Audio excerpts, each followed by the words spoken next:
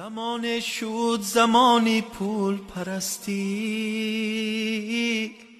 بلند پروازی ها در حالی مستی. فراوان نعمت و مردم همه سیر، ولی ادراکی ما در حالی پستی. کجا شد احترامی یک دیگرها، سوراخی خشتن جان و جگرها. جدا شد دادره از خواهری خود، کجا شد نقطه نگ از نظرها. عجایب یک زمان آمد سری ما، کی رفت انسانگری از مین بری ما.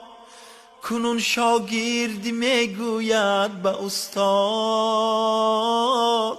فرا از مین برو بنشین بری ما. زمانه بود که آداب نرخ خوب داشت، عروس گردی خانه رو بتاب داشت.